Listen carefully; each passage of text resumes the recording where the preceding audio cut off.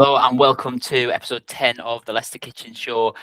Today I'm talking about a video that went viral, I think it was last week or so, and it was a doctor who was saying that everyone has the arms for a sleeveless top. And obviously the message in that is great and is very true, because a lot of people, obviously, was so hot last week, and we've had this heat wave in the UK, which is meaning we are just falling to pieces as a country, as we normally do when we get either a little bit of snow or it gets really hot. And the video went viral and got a lot of traction, and the underlying message is very, very true. But today's show, we're going to look at what's behind that, what's behind the psychology of why someone who is self-conscious of their arms, is someone who isn't happy in their current body where it's at, would override their natural instinct that it's really, really hot and I need to have as few layers on as possible, as light an outfit on as possible to stay cool, stay healthy. And do you know what I mean? There is genuine, when it's that hot, there is genuine health concerns and health risks about when the weather's so warm, especially if someone is heavier than they may like to be. If someone is overweight, they're much more likely to struggle with the heat than someone who isn't. Not necessarily all the time, but as a general rule, I think that's fair to say. So why do we ignore the very practical and very accurate health advice and prioritize our need to feel covered up, or need to feel wear something that goes against that health advice, but to help us feel more confident and at least more comfortable, or at least more hidden away from that? And really, that's what we're going to look into today, because that is so important. And a good way to start is we recognize that a lot of it comes down to how we view ourselves. And an external view, someone saying it's okay to wear this outfit, doesn't really change how you see yourself, or your beliefs, or your views, or your personal feelings about wearing that outfit. So the sleeveless top in this instance. And what the challenge is how people feel about themselves, and that can be very much so for people who are 3, 4, 5 stone overweight. That is very, very real for them, and they may not be happy with how they look and how they are perceived by others, and how, most importantly, how they perceive themselves. But that's also really, really true for people who are in, as society might look at them, in great shape. You have lots and lots of people who are in that size 10 or size 12 or whatever, and on the surface you would look at them and think they look great, they must feel great. But actually, and I speak to a lot of people, and there's some people who are in that 3+ stone to lose category, but there's also people that I speak to who are in this, it's almost like this half stone, 1.5 stone weight bracket, where they're still unhappy. Even if they've lost a lot of weight on the way down, they're still not there, and they still don't feel it, they still don't feel good. And oftentimes when you're in that place, people may be saying to you, oh, you don't need to lose weight. Do you know what I mean? You look fine as you are, you look great, you don't need to lose weight. But that doesn't affect the way that you feel about yourself. And ultimately, that's what we want to improve, as well as the physical changes to your body. We also want to improve our mental, the mental side of it as well, how we view ourselves. But looking at that kind of body positivity movement that's probably came in over the last maybe 10 years or so, and it's kind of died down and moved away to maybe almost on the other end of the scale now. I think if you think of the red carpet, probably 5-10 years ago, it was very much about these plus size celebrities and musicians and actresses and actors and all that kind of stuff, and how it was great to be that weight, and they should be happy at that weight. And now, definitely probably over the last year or two, we're seeing celebrities who are much, much thinner, and some of them may be taking the injections, which we know obviously are very, very mainstream now and becoming much more popular. And there is definitely a shift away from this every weight is healthy.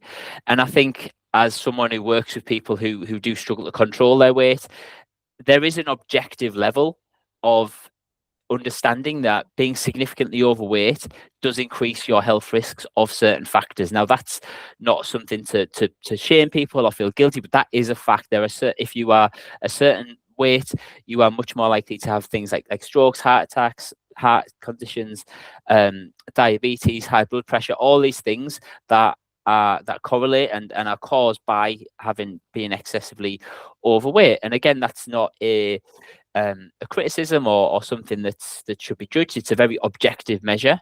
So body positivity in the sense of everyone's healthy and amazing at the weight that they're at isn't really true. And I think we've kind of came away from that. And I think that's actually probably a healthy thing. But at the same time, we also need to recognize that weight isn't everything, and we don't want to get obsessed with weight, because there are also very people who may be a healthy weight, but also live very unhealthy lifestyles. And you may find, we can certainly have people who are in a healthy weight range who don't feel good about themselves mentally, physically aren't in the best shape in terms of their muscle mass, their physique, their mobility, their activity levels, their energy levels. So ultimately, it's not the be all and end all, that number on the scales. But if we're significantly overweight, then it is important that we want to bring that down if we want to have longevity and live a long, healthy life. I think that's fair to say. And we also want to recognize beyond that there is the psychological side to it as well. And the psychological side is often the thing that can often be the slowest to change and is the most important to change as well. So like I said, you could get down to a size 12. And if you've improved your body image, your self-talk along the way, then you could feel fantastic at that weight and be incredibly healthy and feel amazing.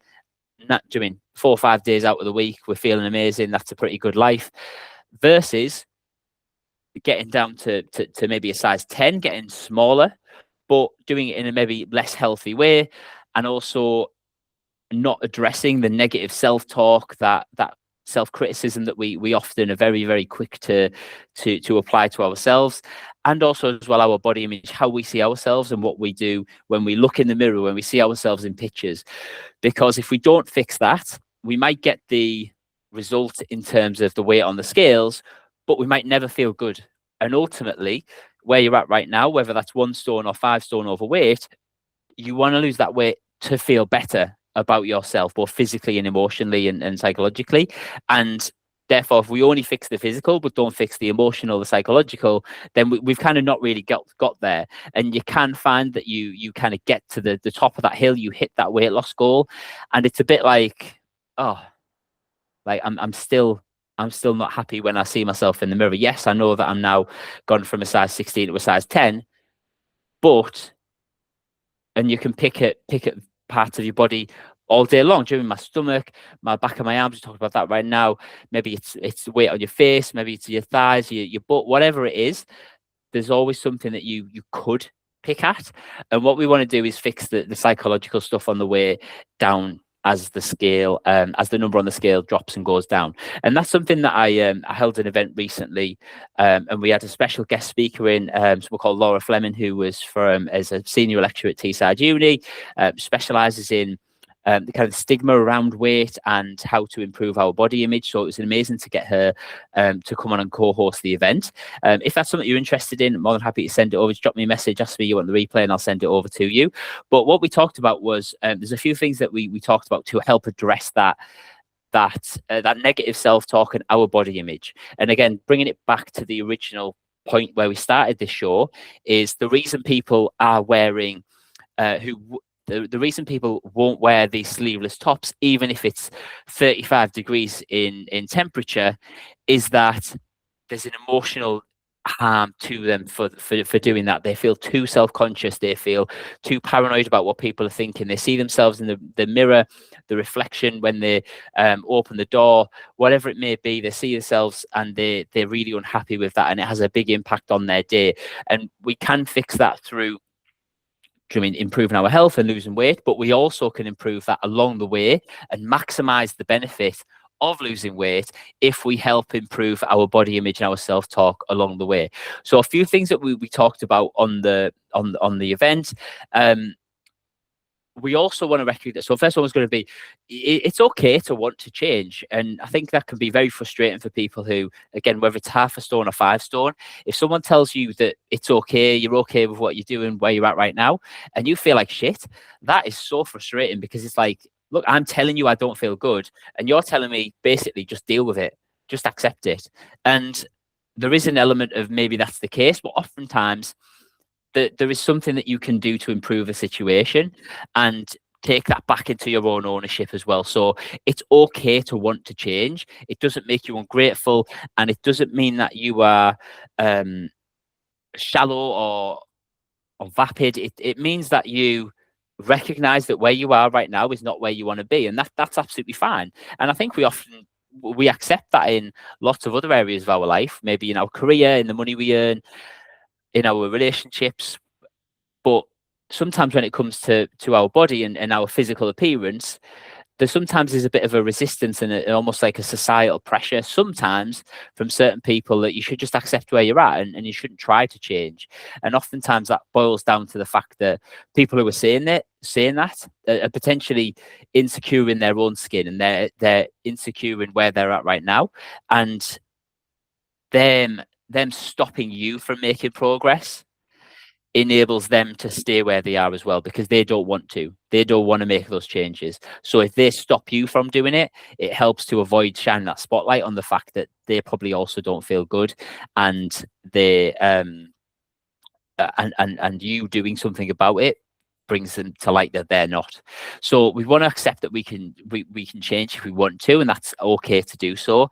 But we also want to make sure that we're not going to base our worth on that end result. So we're not going to base our self-esteem, our self-respect, our pride in ourselves on one metric that definitely doesn't tell anywhere near a complete picture of who you are as a person, and the amazing things that you can achieve in your life and how you can impact people and help people. So we don't want to base our entire worth on this thing and become very one-dimensional. The second thing was that to lose weight and get in good shape and be happy and healthy in where we're at, we want to recognize that we're almost certainly going to recognize that we need to do work on our diet. Now, we can make it simpler, quicker, easier, more enjoyable, more flexible, but ultimately there is still work to do. Same with exercise. If we want to not just be smaller, but we also want tone and shape, and we want to see the mirror, look in the mirror and feel confident and proud in ourselves, and see some definition and tone, and be able to wear what we want and feel good in it, then we also recognize that exercise is some of the work we need to do to get that goal. And ideally it's going to be weight training, because that's going to have the biggest impact on shape and tone, not just size. And the final piece of that is recognizing that your inner critic and how you talk to yourself may also need work along the way. So it's not just diet, it's not just exercise. For you, it may also be recognizing that, do you mean I am really, really self-critical? And a good way to spot this is if you are someone who often starts, but find yourself in this all or nothing mindset trap. So you can make progress, but then as soon as something comes up, as soon as you can't hit a perfect day, you take it really hard and you give up. And a lot of the work behind that, a lot of the things behind the scenes, is that you are very, very critical of yourself. You are very, very punishing of yourself when you aren't able to follow that perfect plan. And that can come down to lots of things. And just having insecurity in ourselves can also tie into that as well. So we need to recognize, if that's you, that there's some work that needs to be done to fix that. It's not just going to fix itself in the long term. Now, if you're size 16 now and you get down to size 10 and you don't do any of the mindset work, the inner critic work, then yes, you will still feel better, because you have the novelty of, now I'm a 14, everyone's cheering you on. Now I'm a size 12, everyone's cheering you on. Now I'm a size 10, everyone's celebrating, I feel amazing. But after 3-6 months, that kind of praise goes away, the novelty of being this size 10 goes away, and we're going to revert back to type. And if your type and your default is to be very self-critical, is to spot the flaws and ignore the positives, then you're going to end up back to square one. And whether or not you end up regaining the weight is one thing or another. But actually what we're looking at is you're still not going to feel happy and healthy. You're still not going to feel happy or as healthy, both physically and mentally, as you could do. Being very self-critical of yourself can cause a lot of stress, a lot of anxiety, which we know isn't healthy for us. for our longevity and energy and mental health and all that kind of things. Also physically, do you know what I mean? Being stressed and anxious all the time has a physical toll on our body. The next one is going to be recognizing that your thoughts are not facts, and these are some things that we can't necessarily control coming in. Now we can vet our environment, and we talked about that on the webinar, how to do that and how to best do that to really improve that for you. But we also want to recognize that just because I feel a certain way, just because I have a thought, doesn't mean that it's true. And just because you see yourself and think, oh, do you mean I look terrible today, doesn't mean that it's true, that it's a fact. Because sometimes and oftentimes you might have experienced this, is, do you mean if you're having a great day, if kind of life's really good right now, you feel like you're on a good rhythm, a good roll, not just in exercise and fitness, but in your general life. Do you mean the kids are doing well at school, you got a holiday coming up you're excited for, the home, nothing's going wrong with the house or the home, there's nothing to take care of for that, weather's beautiful, life's good. Generally, when we look in the mirror, we might be a bit kinder to ourselves in that scenario because just we're feeling good. Fast forward that to a couple of weeks' time, doing objectively, physically, you've not probably changed too much in that short space of time, but your mood and your perception of yourself can definitely change. The thoughts that are coming and bubbling up can definitely be very, very different. So that may be because you're having poor sleep, work stress has gone through the roof, something's gone wrong with the boiler, you've got to get fixed. Do you mean the holidays been cancelled, all the drama with that, whatever it may be. And even though objectively that the facts of the situation are the same, you physically look the same when you look in the mirror, how you are, what kind of stage you are in that day is going to affect your thoughts. And it's important to recognize that those thoughts aren't facts. They are not reality. It's how you are perceiving reality. And again, we want to accept that, okay, I am going to have these thoughts that come up over time, but it's trying not to live there. It's trying to shift as best we can to something more positive, something more productive for us, something that's going to be more in alignment with what someone who's feeling good would feel like. The next one was going to be, and a good way to think about this is, would you say that to a friend? So as you're having these thoughts, as you're having this self-talk, is to recognize that you are holding yourself maybe to an unfair standard. And definitely I am 100% guilty of this, as you may be as well. So in terms of health and fitness wise, I think I've got a really good handle, certainly much better than when I was originally in my kind of out of shape dad era, which was a few years ago. But I've definitely improved how to set my own standards and be happy with where I'm getting to, and be fair on myself and give myself some leeway when I need it, give myself a bit of tough love when I don't. And ultimately, I've got a good balance for that. But in terms of my coaching business, then that's very different, because I probably am very self-critical of myself, and that allows me to get lots done and be really on it. But at the same time, that also comes with a weight, and sometimes that gets really tough. Sometimes I get overwhelmed. I have a million things that I feel like I could do, and I'm not doing any of them well. Do you mean there's the pressure of everything that comes along with that? And I'm really just kind of sharing that to say, like, I get it.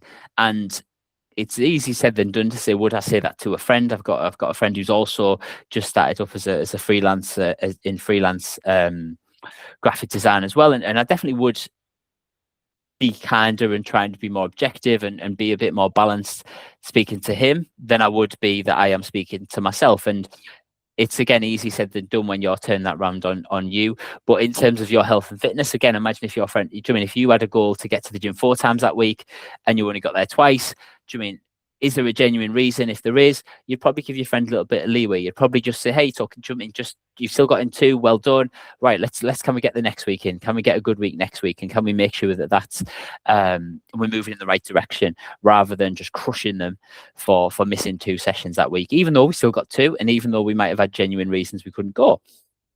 So would we say that to a friend as you're talking to yourself? Can be a good frame, a good perspective to have on that conversation.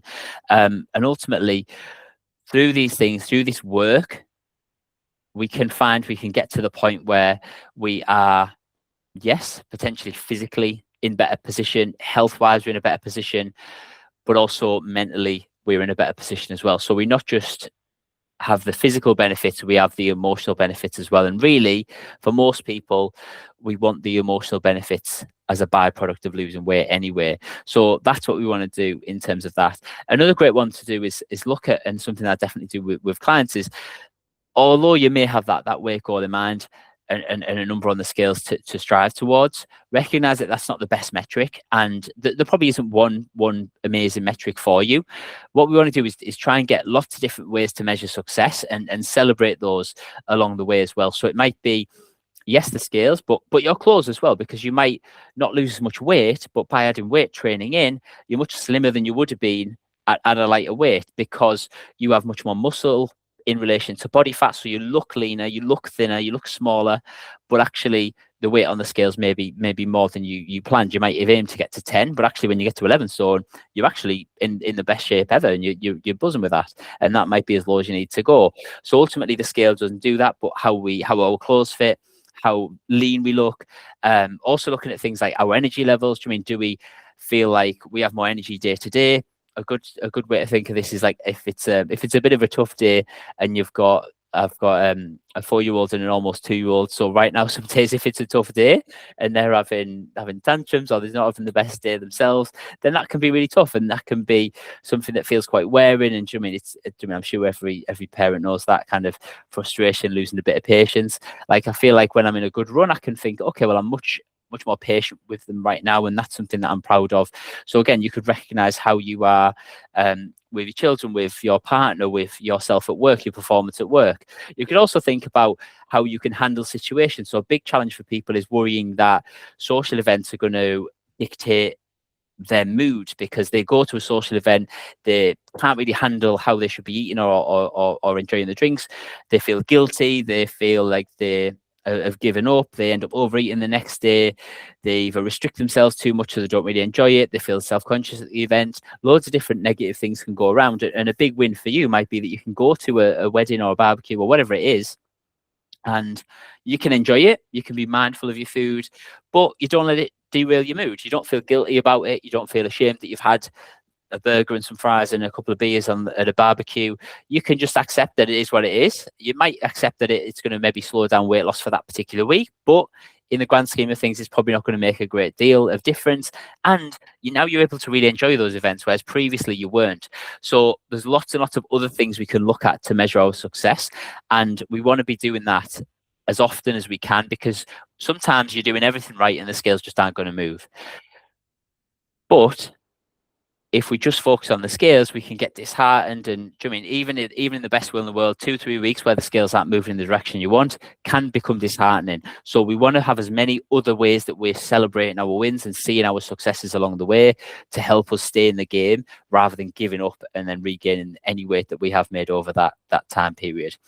And the final one to think about and help really build into this is, when we're looking at goals, try and also look at our process goals as well. So that's things that you can control. So that might be setting a goal to get in the gym twice this week, plus I'm going to hit on average 8,000 steps a day. Let's just say that's your kind of process goal, and that's something that you can control.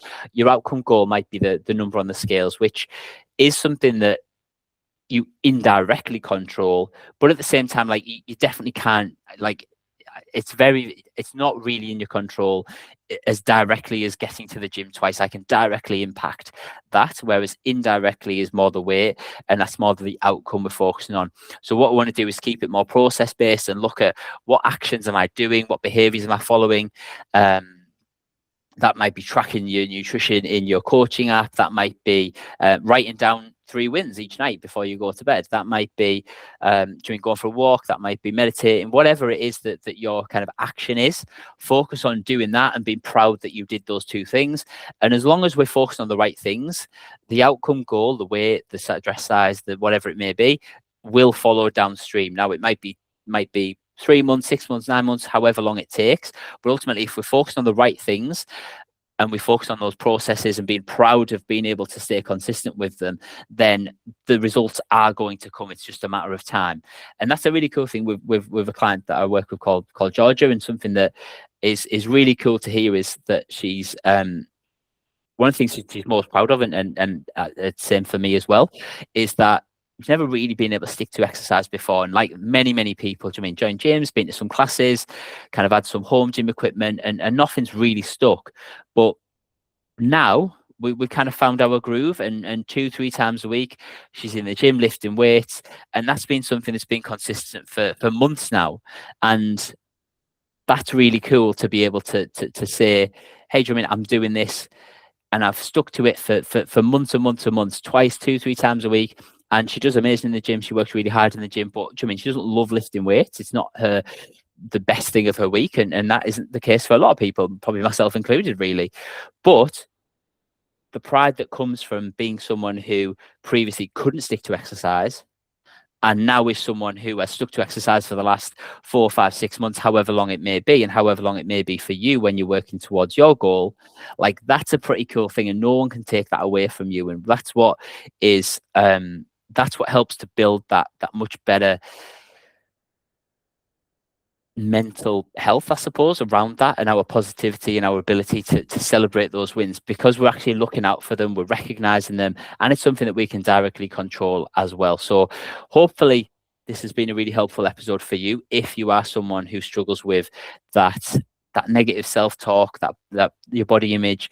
And going back to the original point from the start of the video, is as the start of the show, is the video that went viral. And in terms of the advice from the doctor, that is 100% true.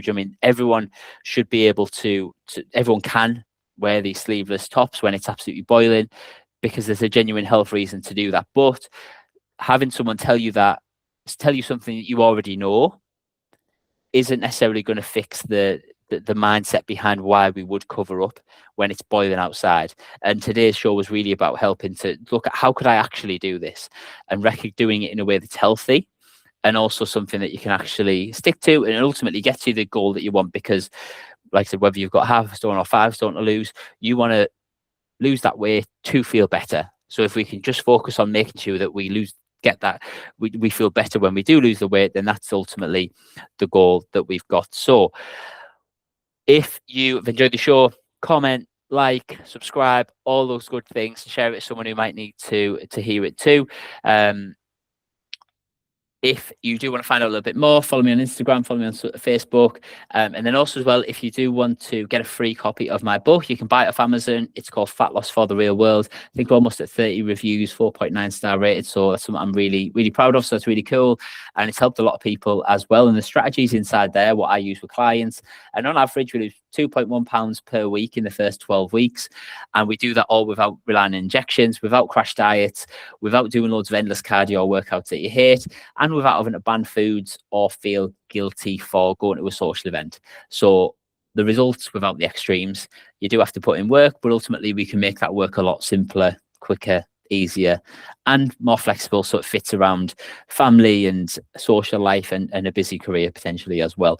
So if that's something you're interested in, you buy it off Amazon, or you can get a free copy if you go to leskitchen.com/free.